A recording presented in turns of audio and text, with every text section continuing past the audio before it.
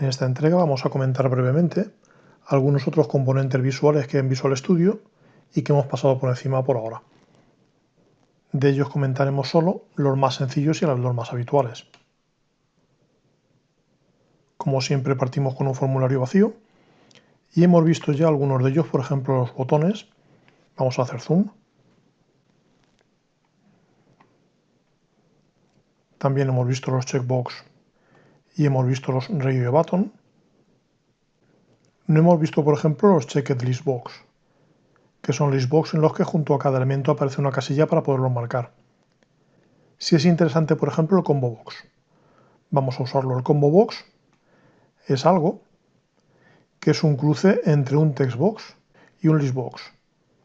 Puedo o bien desplegar para ver una lista de elementos o bien teclear un nuevo valor. Tenemos también un DateTime Picker, que es para elegir una fecha y una hora. Vamos a añadir uno también. Hay dos formatos. El DateTime Picker como tal es una lista desplegable y también tenemos un Month Calendar, que es un calendario desplegado directamente. Vamos a incluirlo también para que se vea la diferencia. Si hemos visto los label, link label es básicamente lo mismo, solo que con hipervínculo para poder saltar a sitios. Tenemos un list view para una vista en forma de lista y tenemos un tree view para una vista en forma de árbol, pero son un poco más avanzados. Tenemos un web browser para poder incrustar un navegador dentro de nuestro formulario. Tenemos un rich text box, ese sí que es un poco más interesante. Vamos a ver primero la comparación con un text box. Si yo pongo un text box, en principio no me deja hacerlo más alto, me deja hacerlo más ancho, pero no más alto. Porque un text box en principio no permite múltiples líneas a no ser que yo lo pida. Pero puedo seleccionarlo, ir a las propiedades y entre ellas aparecerá un multiline. Si pongo multiline true, entonces sí que podré escribir varias líneas en ese text box y por ese mismo motivo sí que me permitirá hacerlo más alto.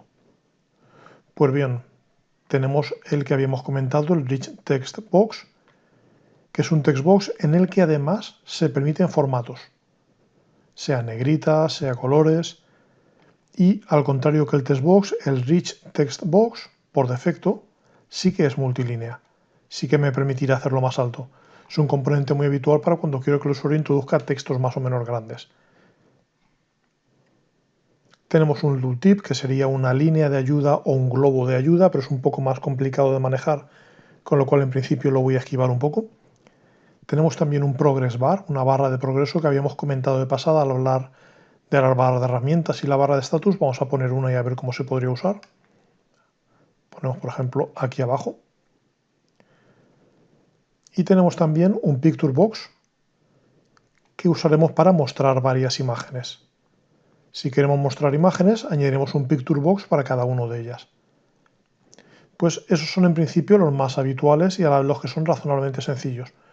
Porque, insisto, el tree view y el list view, por ejemplo, son bastante frecuentes, pero son un poco más incómodos de manejar, hay que saber un poco más.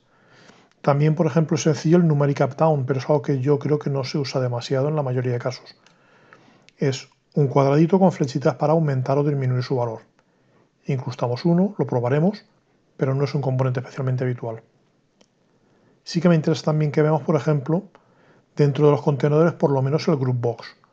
Un group box es un recuadro en el que yo podré incluir cosas.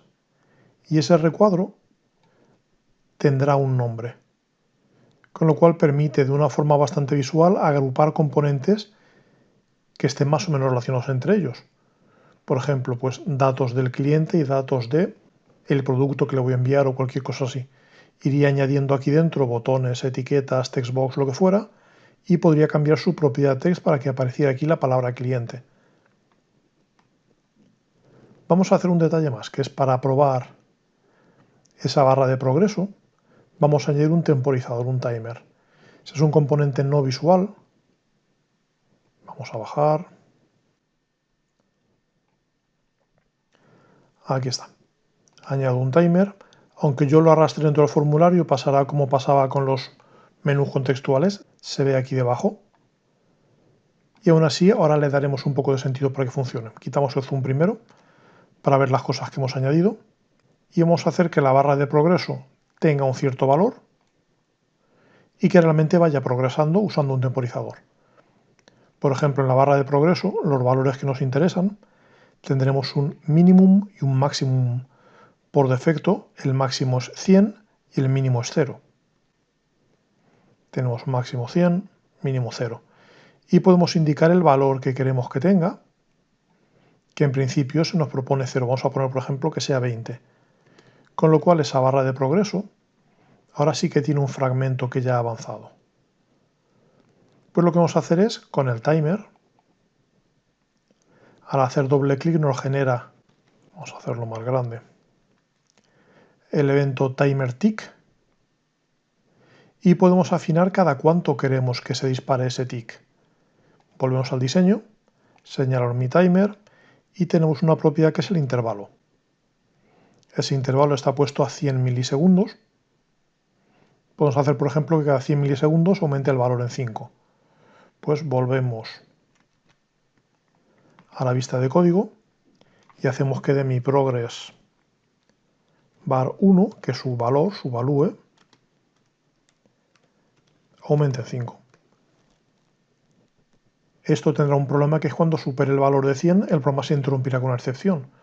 Con lo cual, lo correcto sería añadir un if. Es decir, si el valor de esta barra de progreso todavía es menor o igual que 95, en ese caso le sumamos 5. Pues vamos a comprobar la apariencia de este programa. Lanzamos. Y verás que tenemos un calendario en el que podemos hacer clic en fechas. Podríamos o bien luego leer su valor o bien interceptar el evento de que se ha seleccionado una cierta fecha. Tenemos una lista desplegable que despliega un calendario como ese. Tenemos un combo box en el que yo podría haber añadido aquí una serie de ítems. Vamos a hacer zoom para que se vea mejor.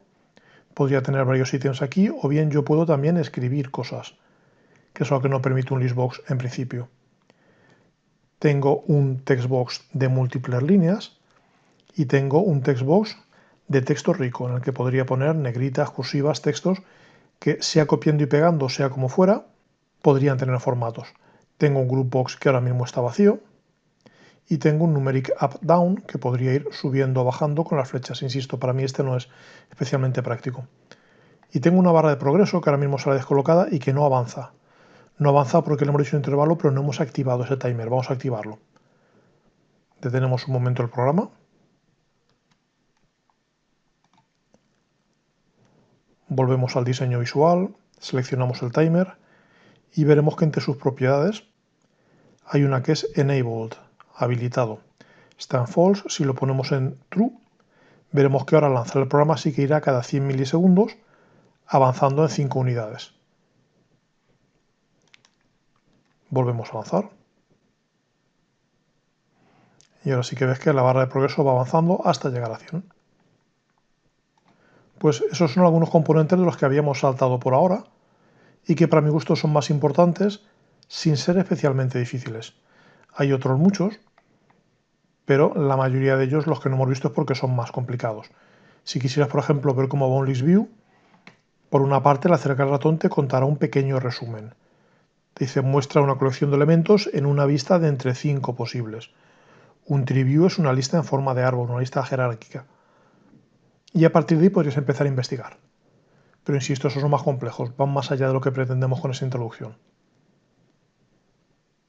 ¿Va a haber ejercicio propuesto? Pues sí, no, la idea es simplemente que experimentes un poco, que juegues un poco con los componentes de los que has visto, los que creas que te pueden resultar útiles, añadiéndolos a algún proyecto un poco más real.